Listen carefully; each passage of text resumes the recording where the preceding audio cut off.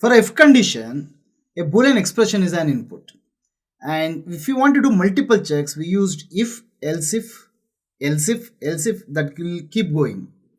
So that becomes more complicated. In order to simplify this, Java developers has introduced something called switch. For switch, we can give byte, short, int, and even character as input. In JDK 1.8, they introduced support for strings also. We are going to look into all these examples now. Okay, so let's get started.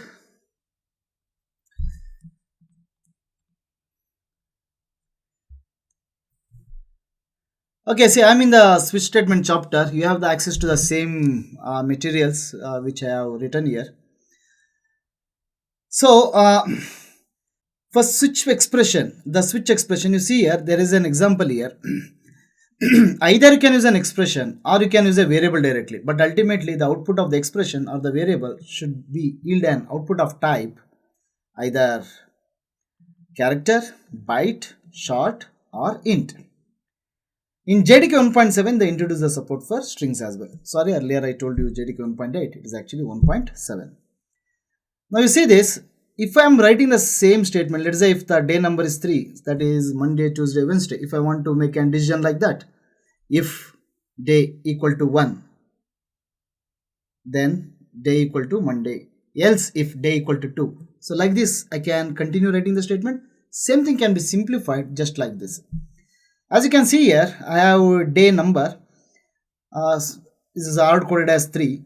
In future, you are going to learn how to as a user enter the day number, okay, which they will enter. After that, you are going to store it in some variable, which you are doing it directly. In order to get the input from the user, you have to wait till IO classes starts. That is in core Java. Now here, the day number, the variable has been sent as an input. Now what happens? Switch statement. There are something called cases here. You see this? Now, since the day number is 3, it will jump from case 1, 2 to 3 directly. Then the statement inside that case gets executed. In this case, I have written only one statement, that is day equal to Wednesday. So after this, it will straight away jump here. That is breaking from the switch statement. You can see the flower braces here. Now I'm simply printing the day which has been assigned. That is basically it will give the output as Wednesday. I want you to write the same program and try with changing the number here and try with a different output. There are a few important points which I want you to know about switch statement. That is, the break statement which I have written here, it is optional. So why I have written break statement? Simple. When my case, this statement gets executed, I want to break from switch statement. That break statement makes the control to go here. If there is no break statement, what will happen? In that case, it will go to the next case and execute it also. Understand this one. Now when it goes to the next case, if there is no break statement here, it will not check whether this is case 3 or not. It will simply execute what the case 4 contains here.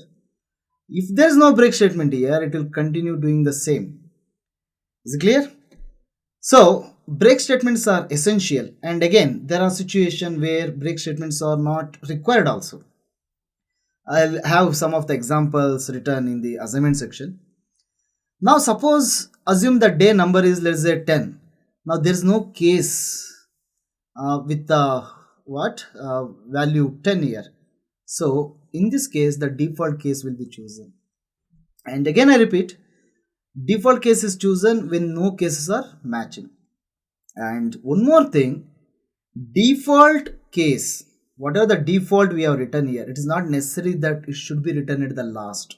It can be written at the beginning or in between also. Since this is the last statement, there is no break statement is essential here. Now there are some important points which I have written about the switch, which I just explained you. I want you to write this program and execute, followed by this program. Okay, what I want you to do is, I want you to pause this video and understand what the concept which I taught you now. One is by listening to the video and by writing these notes, and then I want you to guess the output. Understand this one? This is one question which is asked for in an interview for a student for a package of 9 lakhs. That is in the final round where out of 100, 6 people made it. And one of my student called Gaurav got placed for answering this question right. So it has importance. Pause it, understand and try to answer. Okay. So now let me explain this program, how it works and validate with your answer whether it is right or wrong. Now see here, character ch equal to b. Now we are saying switch ch. That means even character can be sent as an input to switch statement. Now I have case A, case B, case C. There is no break statements here. Since ch value is b, it will straight away jump to case D. Now system.out.println ch. Println ch. That means the value of ch. What is the value of ch? It is D. So I will get the output as D. Next, since there is no break statement, it will come to the next case. So here again we are printing the value of ch. Some of you would assume that the value of ch will become c. It's not. Where we are changing the value of ch. So again we'll get the output as b. And see, it is not bb either. Why? Because the line which is written here is not print. It is println. It is after printing, it will go to the next line.